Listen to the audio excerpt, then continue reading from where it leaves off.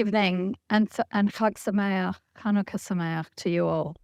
Thank you so much for joining us tonight to hear from Alex Ryvchin, who will give us his assessment of the challenging environment we find ourselves in and give us strategies and information in order to combat this shameful wave of anti-Semitism we had all mistakenly thought was a thing of the past. We're all grappling with this in such a very difficult and challenging time.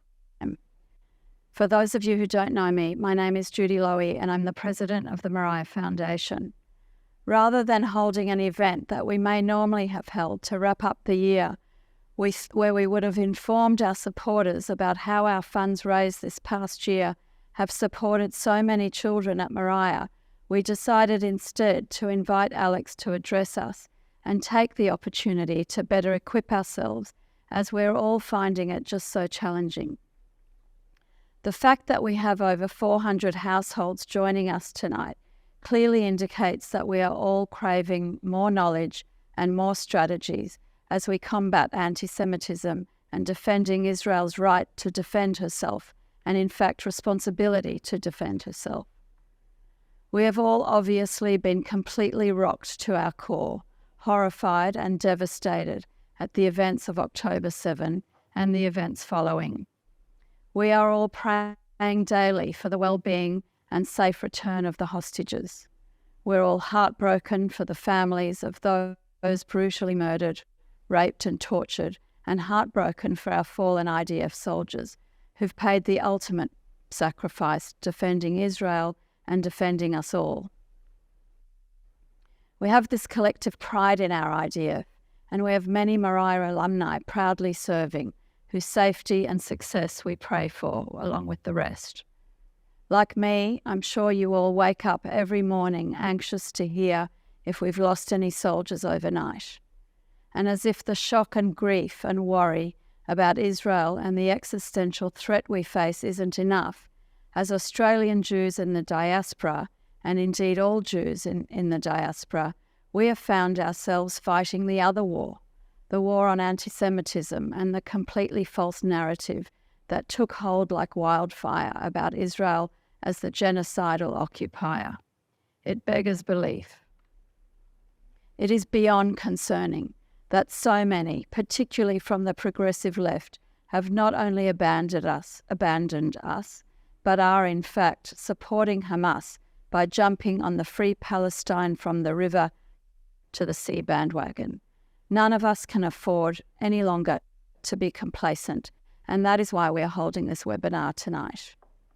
No matter how much we all read, how many speakers we hear from to educate and equip ourselves further, we all find ourselves needing more as we grapple with the full range of anti-Israel and anti-Semitic attacks, whether it be at work, on university campuses, on social media, and just in conversations with people who may not be anti-Semitic, but who don't know enough to know that much of what they read and hear about Israel as the aggressor is simply not true.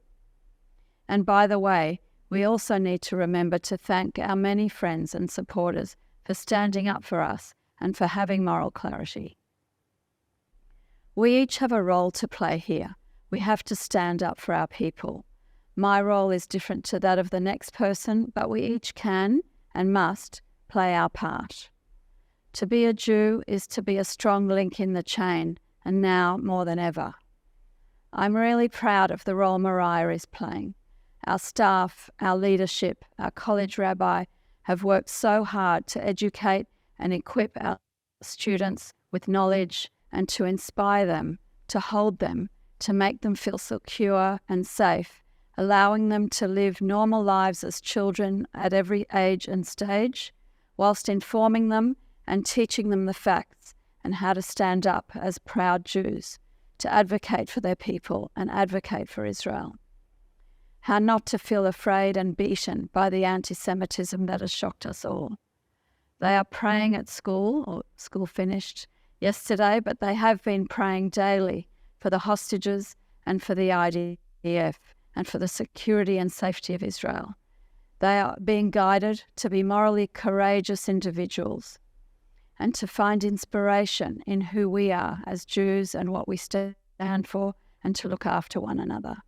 The staff are really and truly caring for their well-being.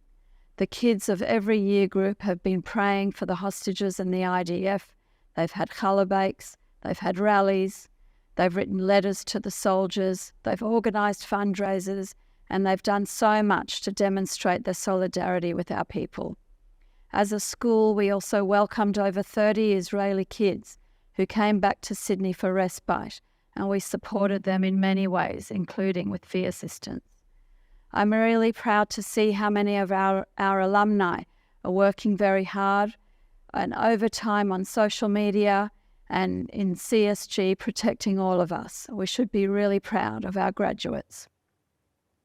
I'm equally proud of our communal leadership and of all the organisations who represent us.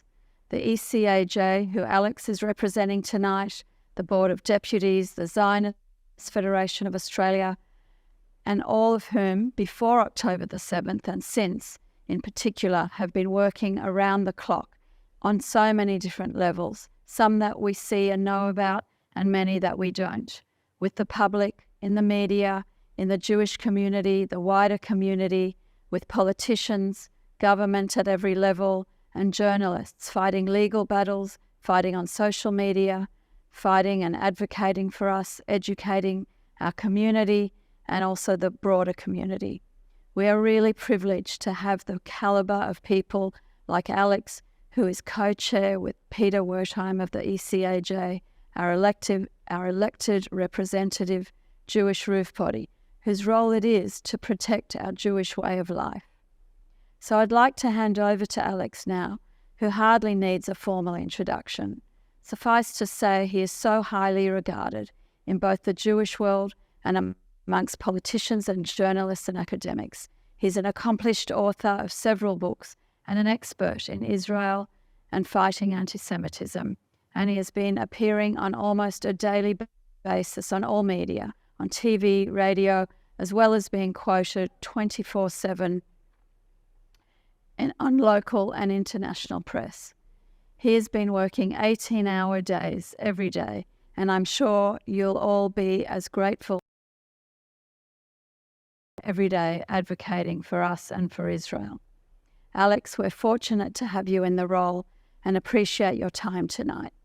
Alex is going to give us an analysis of the situation and practical advice for combating anti-Semitism, and then we'll open it up to questions. He'll try to address as many of the questions that have already been sent in as possible, and you should feel free to send more in. So thank you all so much for your support and for tuning in tonight. And Alex, over to you. Thank you so much. Thank you. Well, first of all, I'd like to acknowledge the wonderful human being that is Judy Lowy and all of the Moriah Foundation board for the work that you do. I want to thank Ryan, the foundation director, for your work and your contributions, Rabbi Smakla, and a personal friend and a dear mentor, Robert Goot, who is also a life patron and trustee here, and his better half, Roberta. So this school has always been the cornerstone of the Jewish community. And with what we're facing today and what we will face for a long time to come, its role will be more important still. I've been asked to speak about anti-Semitism, and it's a topic that we discuss in peacetime on a regular basis, but now we're not speaking in the abstract, we're not speaking of theory, we're talking about anti-Semitism in the here and now. My organization maintains statistics about anti-Semitic incidents in this country. We monitor anti-Semitic groups, rhetoric, and so forth. And we've seen a colossal, historic spike since October 7. So this is something we need to grapple with, something we need to understand, and I hope this evening can be useful towards that aim. The first thing I want to talk about is understanding how anti-Semitism works.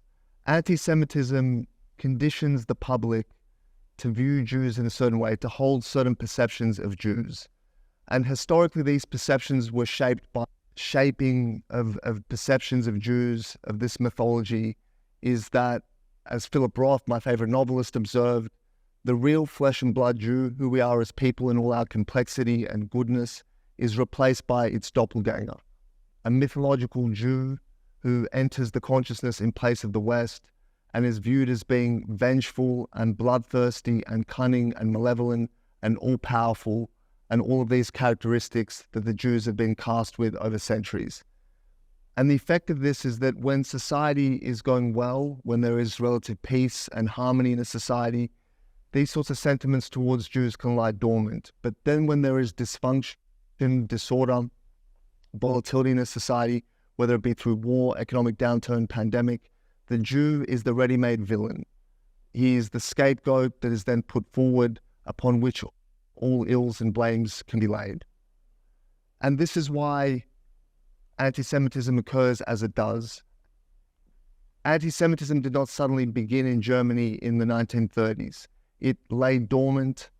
It had been shaped over centuries through texts, through literature, through mythology. And then during the period between the wars, when Germany was facing economic ruin, war defeat after World War I, and what they viewed as an unfair peace, suddenly this hatred of the Jews surged forward. And this is what we have seen after October 7 as well. The October 7 atrocities inflicted on our people did not suddenly create thousands of Australian anti-Semites. The feelings, the sentiments towards Jews that we've seen subsequently expressed have always been there. October 7 merely gave a rallying cry, an excuse to express what was always felt towards our people. And this is why we see the reaction to October 7 that we have seen. We have seen segments of the population unable to come to terms with Jews as being victims, unable to express any human feeling, empathy, or compassion towards the Jewish people in our darkest hour. It is because they've been conditioned to view the Jews and the state of Israel as being an aggressor, as being the cause of misfortune, and never a potential victim. I want to talk about anti-Zionism and anti-Semitism. This is a question that comes up in every discussion we have about anti-Semitism, about what is the line between anti-Zionism and anti-Semitism. Now, anti-Zionism has its own interesting and unique history and development, and it's important to understand that anti-Zionism began very much as a Jewish debate. It was a position held by many Jews who wished well for the Jewish people, who were proud Jews in their custom, in their tradition. There were Jews who supported a national movement as a cure to anti-Semitism, and those who favored assimilation, greater integration, as a way to save the Jews from anti-Semitism.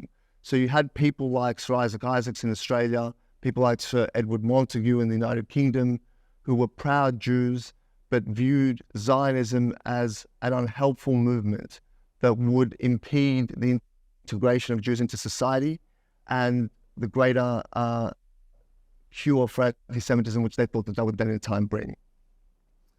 But over time, what it means to be an anti-Zionist has changed, and there were two major historical events that led to that. The first was, of course, the Holocaust, which proved unequivocally the notion of Jewish integration and assimilation as a cure to anti-Semitism as an illusion and a fiction. And the second was the creation of the State of Israel. The creation of Israel in 1948 ensured that anti-Zionism was no longer a theoretical position, an opposition to a concept or an idea. It became the opposition to the existence of a state, which has now existed for over 7 decades. And this causes all those who wish well for the Jewish people to depart from the cause of anti-Zionism and rally behind Zionism and the existence of a Jewish state. Now, today with anti-Zionists, most anti-Zionists will have no concept of what they actually oppose. They would not be able to define what Zionism is, certainly not in the way that we as Zionists would define it, as support for the right of the Jewish people to exercise national self-determination in some part of our ancient homeland. Instead, they would give the Jews, the Zionists, all of the qualities that were historically given to the Jew: arrogance, bloodlust, an obsession with domination and power, a malevolent control over politicians and media, and a thirst for the blood of the innocents. And in what they say, in what they are seeking, in the ferocity and intensity with which they express their views, suddenly becomes indistinguishable from anti-Semitism, because a Jew by any other name is still a Jew, whether the term Zionist or other euphemisms are used. I want to talk about now what is happening in our society here in Australia and around the world, and what is likely to happen. With every escalation in the Middle East, over the years, we have seen not only the armed conflict itself, but we've then seen a political war, which has ensnared Jewish communities throughout the world. And what we're seeing now is a continuation of that, but it will occur with far greater ferocity and intensity and longevity than we've ever seen before. So the tactic used by the Palestinians since at least the 1970s was one of applying maximum pressure on Israel and Western society as a way to bring about the collapse of Zionism. It was well articulated by a senior Palestinian official in the mid-1970s, a man by the name of Abu Iyad. And he said that the existence of Israel depends on support for Zionism in the West. And if they can gradually change public opinion, he said the collapse of Zionism will be just a matter of time. We saw at the Durban conference in South Africa in 2001 an escalation in this political campaign where it was agreed that a policy of boycott, divestment and sanction would be used to achieve the complete and total isolation of the apartheid state of Israel, to quote from their declaration. And from that, we saw organized boycotts on university campuses, in civil society, trade unions, human rights organizations, campaigns in the United Nations, and so forth. What we're seeing occurring now is a continuation of that campaign, except it is occurring in ways that many of us never envisaged. Not only is it happening at the university campus, now it's happening in primary schools and high schools. No longer is it happening just in trade unions and political parties. It is happening in mothers' groups on Facebook. It is happening in theaters. It is happening in every single forum of society of influence. And we're also seeing it play out, of course, in a considerable way on social media, but not merely through organic chatter of people expressing sentiment against Israel. We're seeing coordinated campaigns by foreign regimes to boost and amplify anti-Israel content, which serves as a powerful means of propaganda. We're seeing so-called influencers with enormous platforms that reach mainstream, non-political, persuadable audiences, spouting classic anti-Semitism and intense demonization of Israel and of our community by extension. I want to talk now about the do's and don'ts of combating anti-Semitism, particularly online, in the context in which we face right now. The first thing I would tell you is not to despair. It is very easy, seeing the ferocity of anti-Semitism at the moment, seeing what happened to our people on October 7, understanding what is likely to come ahead, to despair, to be fearful, to be anxious. One thing that I believe we've learned as Jews is to rise to the challenge. And whether you look at the writing of someone like Viktor Frankl or the Lubavitcher Rebbe, we're taught to understand that to suffer is an ordinary part of our condition as Jews. We have to embrace suffering from time to time. This is our suffering. This is our time to suffer. But it is also our time to be strong, to be resilient. And I think we should view the opportunity to defend our people, as Judy spoke about, as a great privilege, and we should rise to this challenge. One lesson that I learned during my studies, learning the Holocaust under the great Conrad Queed at UNSW, was you never argue with Holocaust deniers. And that was something that Conrad taught me, and like all good teachers, he expressed the sentiment and never quite explained why. I think he wanted me to figure it out for myself, and it's taken me some time, but I believe I have.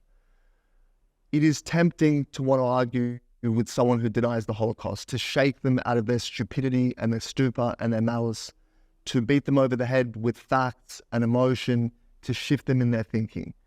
But what I've come to realize is that the reason why Conrad urged me not to argue with Holocaust deniers is because of its absolute futility. A Holocaust denier knows that the Holocaust occurred. The Holocaust is the most documented event in human history, with millions of victims, hundreds of thousands of survivors, witnesses, perpetrators across the continent.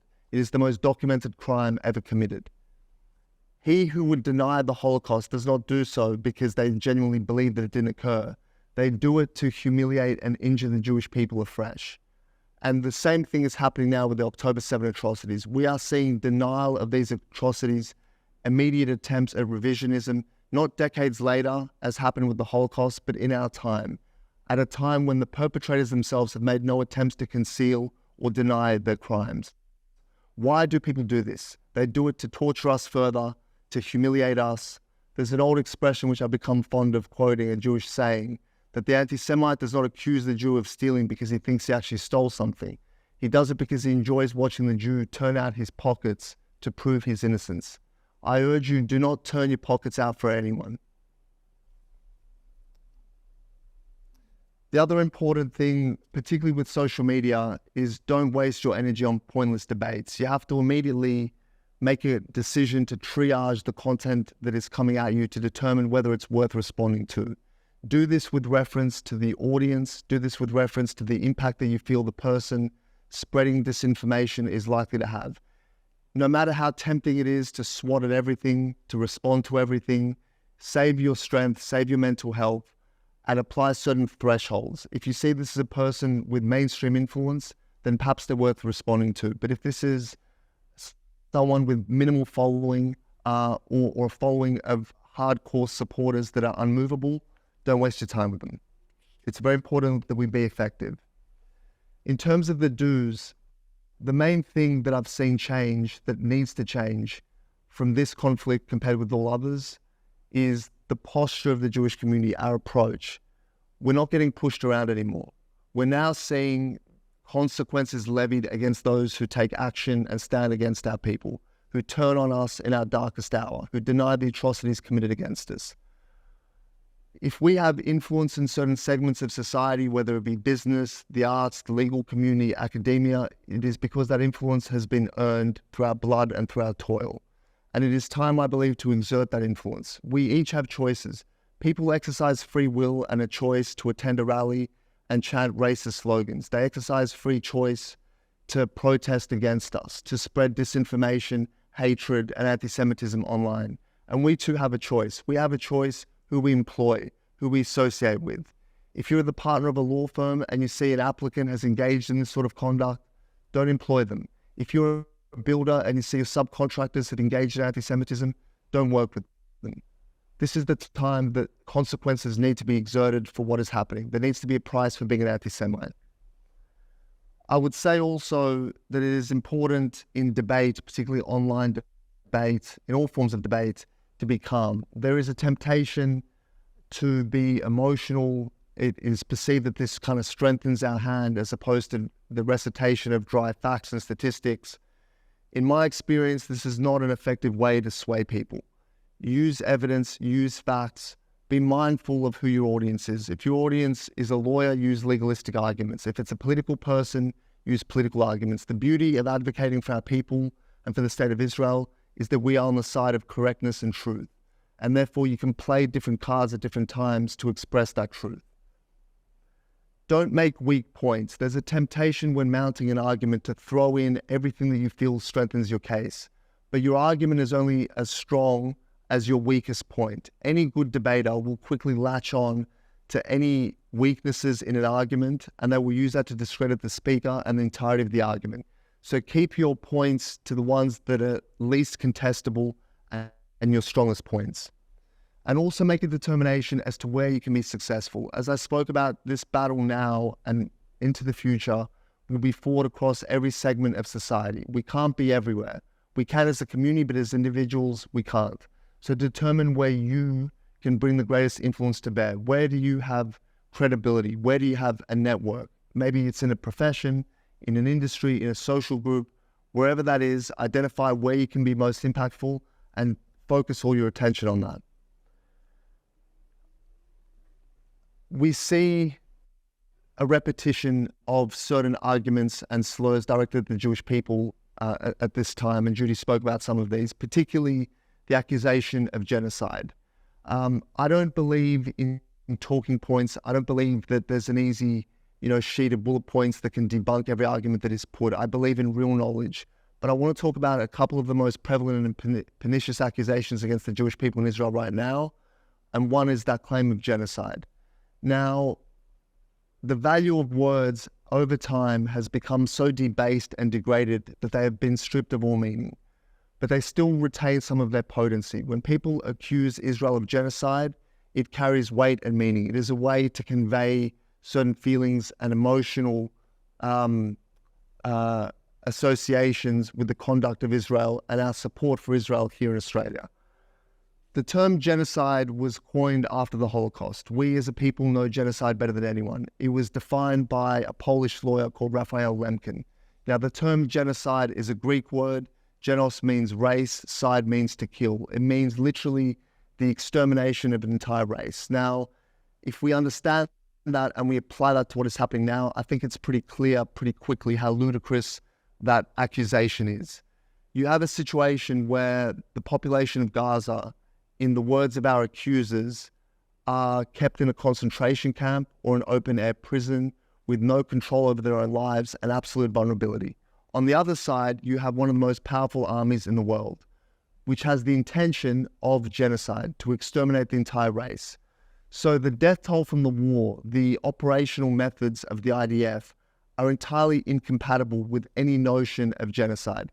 To speak absolutely bluntly, if you had a population in the state that it is described by our opponents and an army of the status and power that we know Israel is, it would take a matter of days to complete that genocide.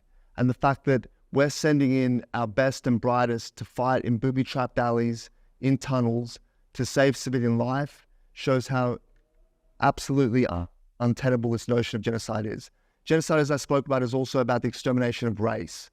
The Palestinians living in Gaza are indistinguishable in race from the Arabs living in Israel. It is the same ethnic group.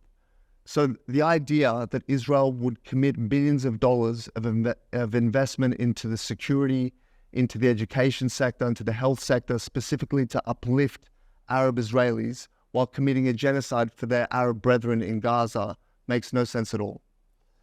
Another common argument we hear even by well-meaning individuals who will concede that the October 7 events occurred and were atrocities is that we need to look at the root causes. As Antonio Guterres, the Secretary General of the United Nations, said, this did not occur in a vacuum. Now, this is a moderate argument and one that is seductive in numerous ways. And it's a sort of argument that we also heard after September 11, where claims were made that America brought this upon itself with its foreign policy. There's a logical flaw in this argument because it supposes that individuals that would fly planes into buildings, individuals that would rape, torture, burn, abduct, and murder en masse can be persuaded by policy adjustments and by reason. The people that committed these acts were driven by an extreme ideology, and in fact, their actions justify retrospectively the steps taken by Israel to protect its civilian population. The blockade imposed from 2007 is now proven to be just and necessary in light of the threat posed by Hamas, likewise with a security barrier in the West Bank. I want to make a final point, and that is about our own children and our own community. We as a people and as a community are very adept at fighting external enemies. But there is a much more dangerous thing looming in our community, and that is what happens to our own children. Our children and our community generally is experiencing for the first time what it means to be hated, truly hated, to experience online and in certain segments of your life, your social life, professional, sporting, to be accused of things that you haven't done, to be accused of being bloodthirsty and villainous and heartless, to be supporter of genocide and apartheid and the worst crimes that a state and individuals can commit. It is not easy to be hated. And the natural human reaction to hatred is, I think, one of three responses. One is to be dismissive of it and to move along in one's mission and one's aims. The other is to be fortified by it and strengthened in their resolve. And the third response is to be so hurt by it as to pander to those that hate you. And this, I believe, is the cause of Jewish self-loathing. It is a response to that hatred. Not everyone can stand up to it. So the question is, what can we do with our own children to ensure that they are strong enough in their identities, in their sense of self, to stand up to the hatred, to become fortified and more determined rather than capitulating before those who despise them? This is a question of identity, of upbringing and personality. This is something that has to occur primarily in the home, but it is also a question of knowledge. Knowledge has often been spoken about, the value of Jewish education, as a way of encouraging more people to advocate. I believe things work in reverse. If someone has a strong identity, a strong sense of self, a love of people, of their people, of the Jewish people, a desire to be a part of that story, then they will want to advocate. That's where the desire to advocate comes from. And then the knowledge follows. You will seek out the knowledge and the arguments to be effective in that advocacy. But knowledge is also important in shaping that identity. Think of a young Jewish person that is faced on campus or online by social media influencers with claims that Israel is committing genocide and apartheid and is bloodthirsty and so forth and so on, that they're a settler colonial project and all the rest. If they aren't equipped with basic knowledge, with an understanding of Jewish history, of truth, then they will be persuaded by that. They will be affected by that, and their identity as Jews will suffer for it. So this is the value primarily of knowledge in shaping that identity, because if a Jew is equipped with the knowledge of the story of our people, then the notion of Israel being a settler colonial project will have no power to persuade them or to move them or to affect their identity, because any Jew will understand with the proper education that the Jewish people had a civilization in that land with a capital in Jerusalem 3,000 years ago. It is not possible to colonize a land that is your ancestral home. When people make the claim, the specious claim, that Israel stole the land because it was called Palestine before Israel, if one has the rudimentary knowledge of Jewish history to understand that the name Palestine was given to it by the Emperor Hadrian in the year 135 CE, after he purged the Jewish people from our own land, forced us into an exile, suddenly the argument doesn't hold up. These are the things we need to give to our children. We need to give them education, not so that they can advocate, but so that they can have strong Jewish identities to then seek to advocate from there. To achieve this, we need to trust our educators, and this school is the primary place for that. Of course, anything that I and the ECAJ, my colleagues there, can do to assist, we always will. But I think, as I said, it begins in the home. We need to speak to our children. We need to explain. We need to tell the stories. We need to ensure that they understand Jewish vulnerability, the beauty of being a Jew, and that the Jewish condition is something worth fighting for. Thank you very much. Alex, thank you. Absolutely enlightening, scary at the same time. And I think your passion and your clarity is absolutely, almost indescribable in a way. So thank you very much. And to echo Judy's words, thank you for taking the time. It's really, really important to us. As mentioned, we've got a number of questions that have come through from the audience, both before and then some coming through as we speak. So please feel free to send them through online, but we'll get through as many as possible. Sure. Alex has been very, very open to the types of questions, which always makes it a little bit easier. But some of these are particularly quite challenging. So I look forward to hearing your responses. But just to start off with, you spoke a bit about social media, and obviously, not necessary to engage in some of those aspects. Yeah. But I guess by the same token, we see mainstream media and such varying degrees of reporting going on, whether it's BBC or Sky or Fox and Friends, etc. Why is there such a discrepancy, and sometimes why is there such a hatred and anti-Israel view coming across through those media outlets? I think there's been a long-term shift in journalism, in media, generally across all issues. There used to be a time when you would look at a journalist and you couldn't quite discern what political party they would vote for, because there was a standard of excellence and professionalism and impartiality which was demanded in that profession. But as we've seen, for example, with a petition that was signed just a few weeks ago, hundreds of Australian journalists signed up to a petition which basically called for journalists in this country to cease to be independent journalists and to become activists for the Palestinian cause. We've previously seen petitions calling on journalists to give greater airtime to Palestinian advocates than to Jewish ones.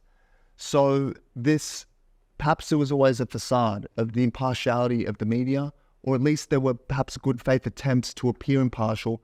That is now gone. And we've seen a great fragmentation in the media market where certain outlets and certain publications have been exemplary, and others have been woeful, and some are somewhere in between.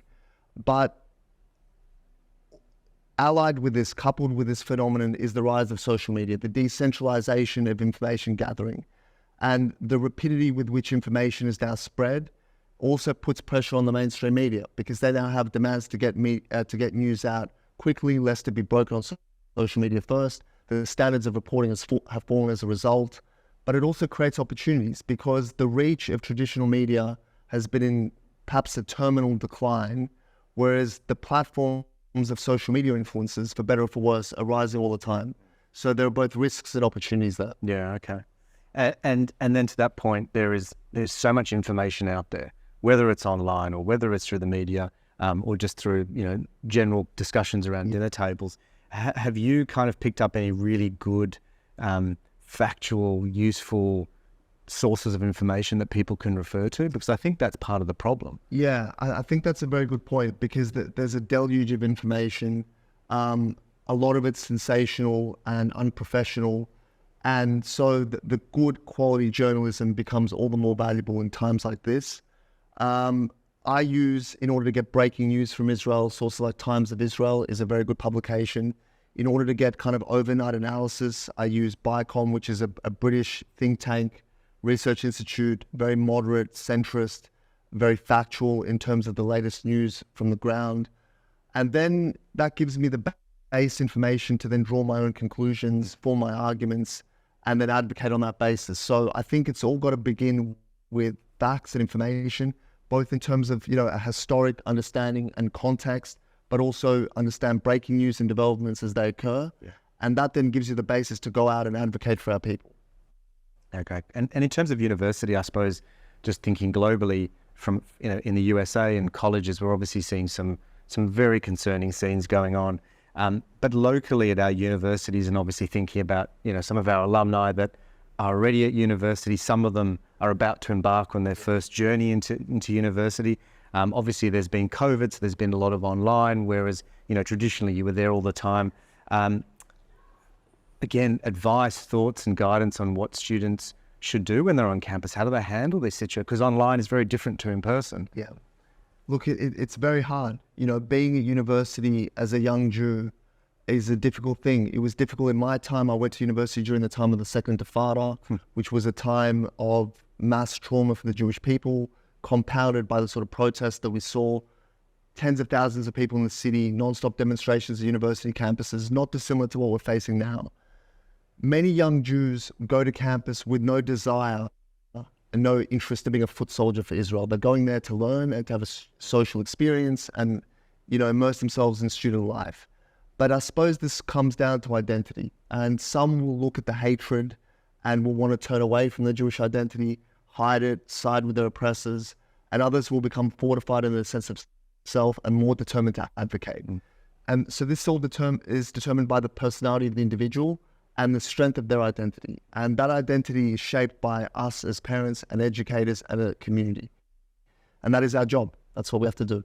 And from a government funding perspective, are there any discussions or thoughts around, changing that? If universities and particularly professors are being anti-Semitic, are there any talks of anything happening to manage that? We've been working with the campuses at many levels for a very long time to try to impact on what's happening, both prior to October 7 and certainly since. And even something as basic as the adoption of a universal definition of anti-Semitism, so that they can, a non-binding definition, so they can better understand anti-Semitism and then formulate policies to address it. We have been met with organized opposition every step of the way. We found it extraordinarily difficult to achieve this. But we've had certain successes at certain universities, including UNSW, and we will keep fighting. We'll keep fighting, but it's difficult. Our students feel besieged. The impact of those outside the university to impact the university space itself is limited as well. But this is where, as I said, across all sectors where Jews have influence, we need to bring that influence to bear, whether it's through the academics that are on campus, donors, other contributors to universities in various forms. There needs to be a price to be paid for being an anti-Semite, and that's what has to be done now. And specifically, you mentioned there was an example at New South Wales Uni. Are you happy to share what that was about? Yeah, so, we've been engaging with UNSW and other universities for a long time to alert them to what's happening, to alert them to how Jewish students are feeling, the sort of activism that is happening, particularly since October 7, those atrocities, and a lot of academics inciting further hatred against the Jewish student population. And we've had a pledge that the IHRA definition will be adopted as policy in the new year, which is a welcome thing. There are many good people at universities, at VC level, academics, who don't want this, who don't want to see a segment of their student population marginalized in this way. They don't want to see an escalation to the point that we have the sort of shame and disgrace that we've seen at US university campuses with all the consequences. Students choosing not to go there, donors choosing to pull their money out. No one wants that sort of thing. It's now playing out in the arts sector, for example, in Australia as well. So it's a question of integrity. And will the decent people, and there are plenty, stand up to this scourge and stand up for the integrity and the future of their institutions? Because the way the political war in Israel is waged, the first victim is the institution itself. It becomes hollowed out. It loses its credibility. It's drawn astray from what its core mission is. So it's for people within that institution to say enough and to not let these things occur. And you mentioned art. The art industry is, again, there seems to be a prevalent wave of anti-Semitism coming through there. Why? What's happening? How is it being managed? To the question of why, it's happening everywhere, but in certain sectors it's going to happen more. And those that are more, I suppose, left-leaning, more prone towards activism, it will happen there more so than in others. And the arts is one of those battlegrounds. And we saw this with the Sydney Festival a couple of years ago, what happened there. We saw with the Adelaide Writers Festival the horrific actions of Louise Adler in inviting overtly anti-Semitic speakers to appear at that festival. So this has long been a battleground, and we as an organisation have been fighting there, have been across it for a long time. But again, the Jews are disproportionately represented in the arts as patrons and as donors. And just as an actor has the right, I suppose, to wear a keffiyeh, a Jewish patron or a donor has the right to say, I'm not going to put my money here. Why would I? Why would I go to the arts, to a show, and be subjected to seeing individuals wearing the symbol of those who just committed a mass atrocity against our people? So this is a time for actions. And, many good people, Danny Grimberg was one, spoke out publicly, articulated why he won't be supporting the Sydney Theatre Company anymore. It's his right to do so, and I commend him for it. Yeah. And from a workplace perspective, you mentioned before, obviously, I guess if you're in a position where you can stop work with a subcontractor in the construction industry and so on. What about sort of staff who are employed in organisations where, they've had anti-Semitic comments made? They've obviously got to keep a professional relationship with a colleague or another organisation. Like, again, are we seeing anything there that's happening more and more, and obviously how to manage that as well for people? Yeah, so it's a challenging thing, because it's one thing to speak in the abstract about levying costs and being strong and firm. But you're right, many people have come to me with this problem. People who they worked with for years, who they had positive relations with, have revealed themselves in a certain way. I firmly believe in costs against anti-Semites, in consequences for their actions, but I also believe in giving people benefit of doubt to the extent that they deserve it.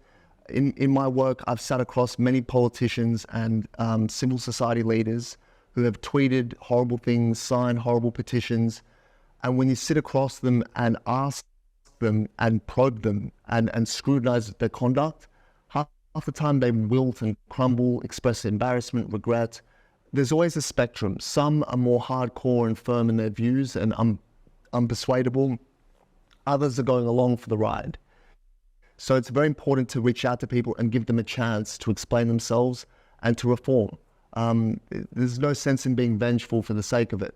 But if someone is revealed to be an anti-Semite, there's been a certain culture in the corporate world and across society of an intolerance for microaggressions, a prevalence of safe spaces. We need to now demand that those rights be extended to our community.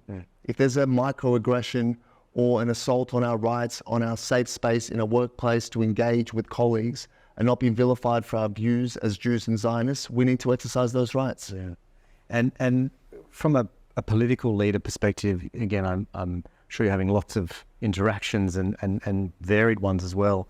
We're definitely seeing, again, varied levels of anti-Semitism, whether it's implicit or explicit. Do you think our politicians are doing enough? And if they are, what are the things they're doing well? And if they're not, what are the things they need to do better at? It's a very challenging question. Again, there's a spectrum there. So I would isolate one individual who has been exemplary, and that's our Premier here, Chris Minns. I think he's been unbelievable. everything from when you had the Gas the Jews shame on the steps of the Opera House, that was an operational failure of police that allowed that to happen, that allowed the march to go to the Opera House where the sails were being illuminated that night. Chris Minns could have shifted blame onto the police or to his minister. He didn't. He owned it, which was an act of leadership and also solidarity with the Jewish community. If you look at the words by the Prime Minister, he has been very consistent in supporting Israel at this time, both in the immediate aftermath of October 7th and since, despite certain developments this morning and overnight about voting at the UN General Assembly about a ceasefire. The position of the Australian government remains to not support an permanent and unconditional ceasefire. Their position is that Hamas must be destroyed, dismantled in their language, which means it has to be destroyed. There's no other way to dismantle it. And they're calling for the unconditional release of every hostage, which is very much aligned with our community's position as well. Anthony Albanese has been strong in denouncing anti-Semitism, appearing in public on numerous occasions in doing so. But there are certain, I suppose, elements of what he said that I think undermine the strength of the message. There's a tendency to insert Islamophobia into every condemnation of anti-Semitism, which I think is wrong for numerous reasons. They're two totally unrelated hatreds in terms of manifestations and origins. They also, by doing so, it tends to pit the Jewish community against the Muslim community as enemies, as rivals, which exacerbates conflict in our society. And it denies the uniqueness of our suffering at this time. So that is lamentable, but we're not going to always get everything that we want. I think overwhelmingly there is support for our community at a leadership level. We've engaged with the Prime Minister, the Foreign Minister, the Home Affairs Minister almost daily since October 7, and I feel that the support is strong.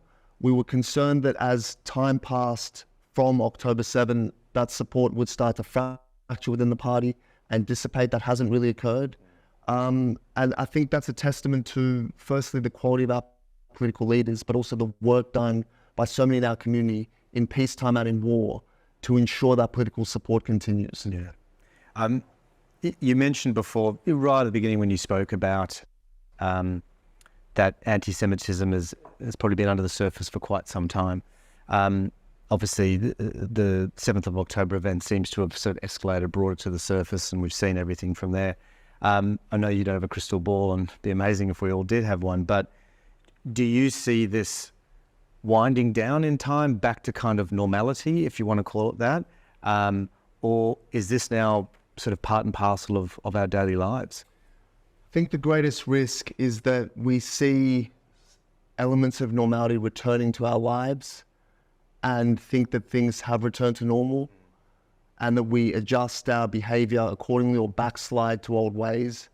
And that would be the worst thing that we can do, because I can assure you that things will never be the same again, that October the 7th wasn't just an incident which will play itself out and then everything will return to normal.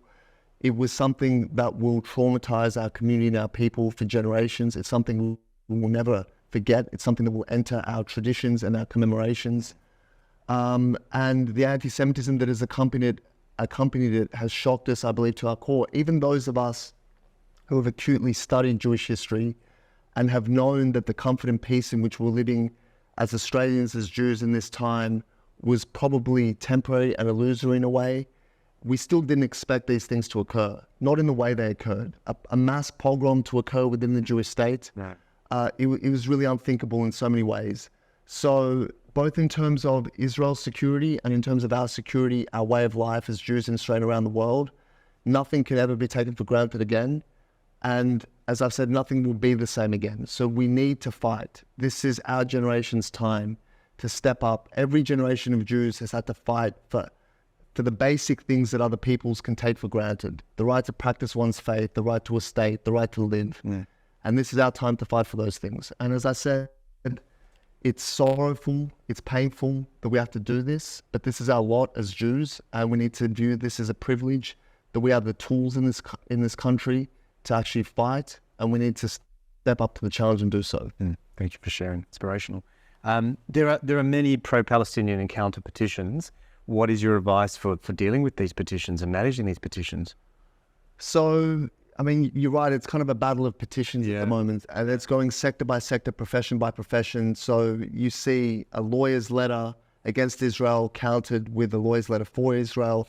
Likewise, in the architect sector, it makes sense insofar as in advocacy you kind of treat like with like. Yeah. So if you have architects speaking up and saying that Israel is destroying the built environment in Gaza, you have architects on our side to drown out that message with our truth. It's got to be fought within each sector because pressure applied from outside is always limited in its impact and utility. But also I think that to an extent the public will start to lose interest in these sorts of petitions, much like they'll lose interest in street rallies. It's merely a tool that we have at our disposal to influence public opinion and political opinion. And I think that if we overuse it, it'll be to our detriment. And one thing that we shouldn't do is simply look at our enemies doing certain things like organizing rallies and petitions and think we therefore have to counter it. We have to look at the impact of things, not the thing itself, but what impact is this having? Is there any real impact? And how do we ameliorate or counter that impact? That's always got to be the question. Yeah. And at the moment, we're seeing a situation where the Jewish community has never been more unified, more activated, more determined to do things and help. Yeah. But that's got to be channeled towards constructive outlets, and that's not always happening. Okay. And do you have a comment on why anti-Israel sentiment is particularly associated with the progressive left? I mean, historically, it's a curious thing because when Israel was first formed in 1948, it had the backing of the patron of the global left, which was the Soviet Union. It was supported unanimously by communist parties throughout the world. They viewed it as a victory of anti-colonialism, of an indigenous people returning to their land, of a small, plucky fighting force of kibbutzniks and Holocaust survivors standing up to far mightier foes. And that's something that plays into the narrative and the mindset of the left.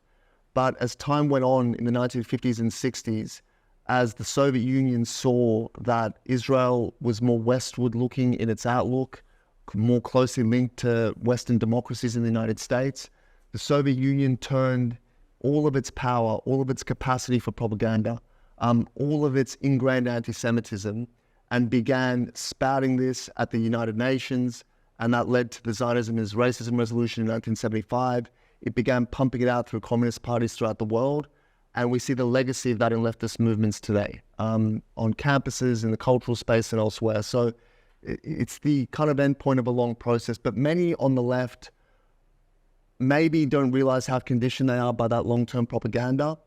And some will simply look at the fact that, they view Israel as being more powerful.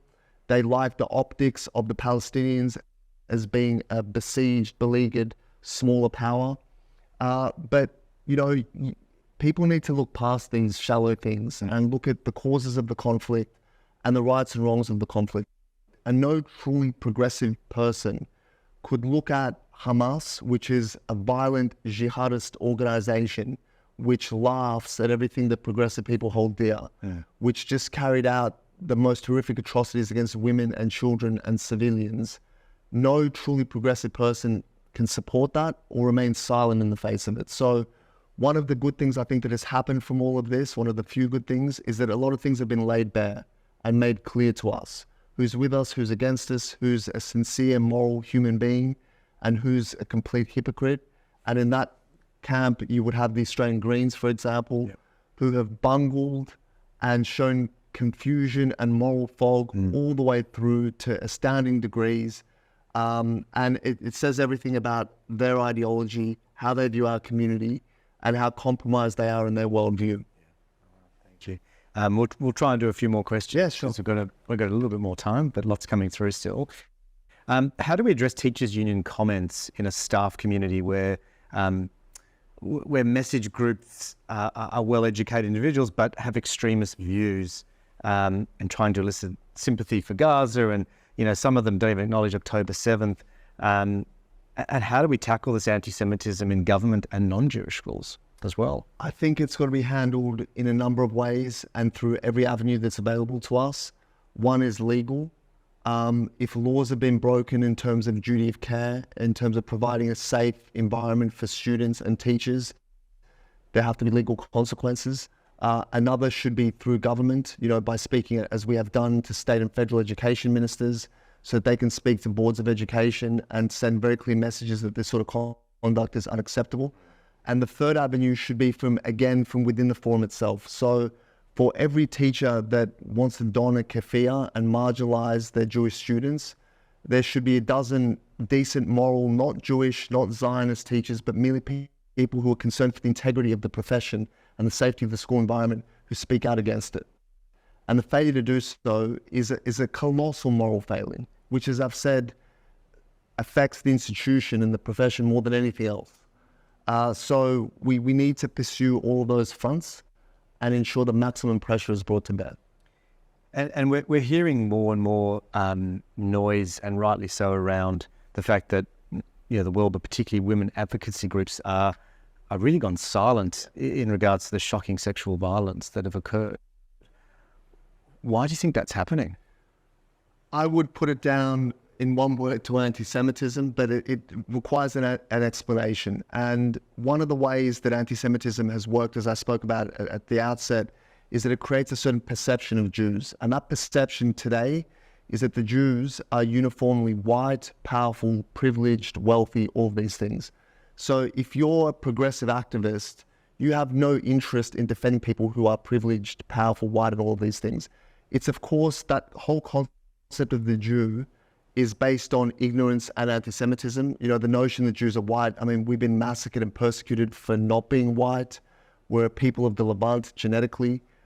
Israel is predominantly ethnically Middle Eastern rather than Europe. It's just all nonsense. You can debunk it in numerous ways. But as to the question of why, it is because of this perception of Jews in a certain way, which is so powerfully ingrained in the Western consciousness that they are incapable of breaking out from that and actually seeing the Jews as victims of crimes against women, crimes against children, and mass atrocities. They're not capable of doing that. Yeah.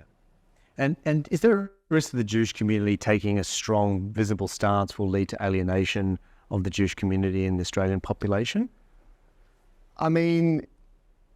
Look, there is that possibility. In a way, if we exert the power that I've been speaking about, the influence, it only feeds this notion of Jewish influence and power. That's what happens. That's how anti-Semitism works. The Jews are attacked. If we dare speak up, we're crying anti-Semitism. We're using our power to silence people. That's the narrative. But this should not dissuade us. This should not affect our conduct. We need to be confident. We may attract more hatred, and we have to be strong enough to withstand it. But we have to be clear.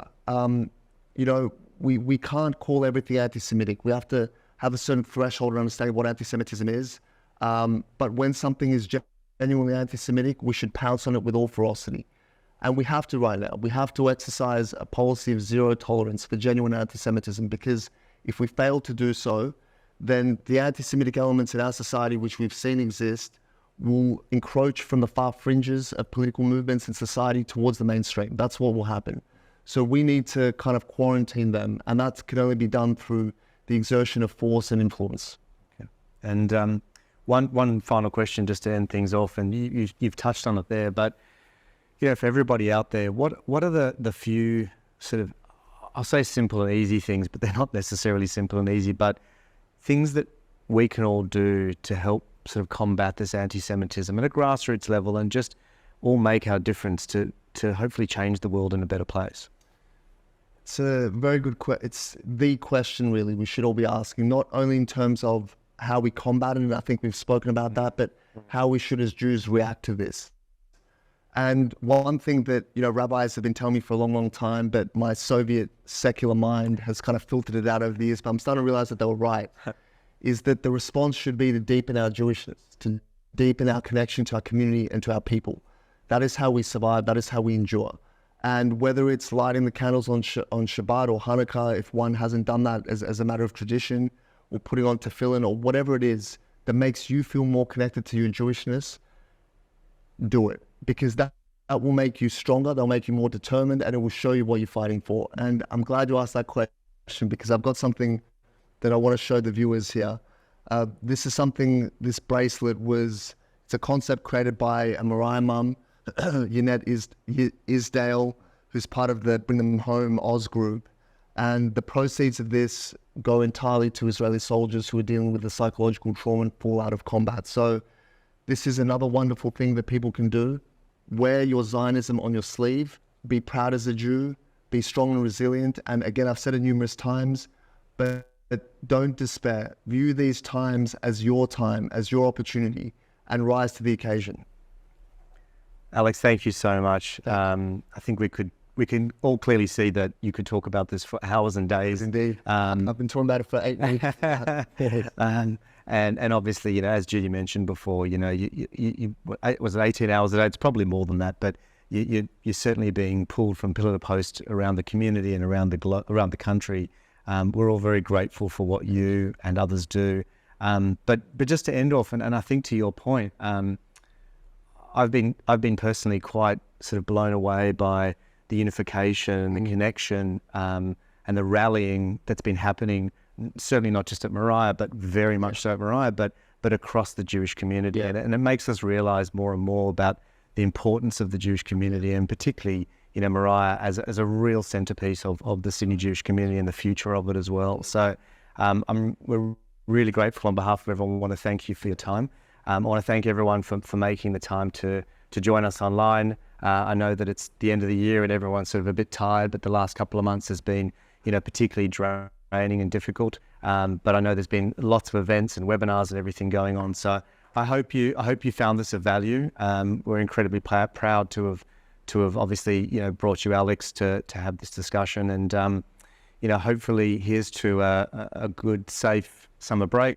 Obviously, school is on holidays now at Moriah, and we look forward to connecting with you in 2024 with great hopes of optimism and as you sort of say, Alex, moving forward in a positive direction. So once again, thank you so much for taking the time, and we look forward to reconnecting in 2024.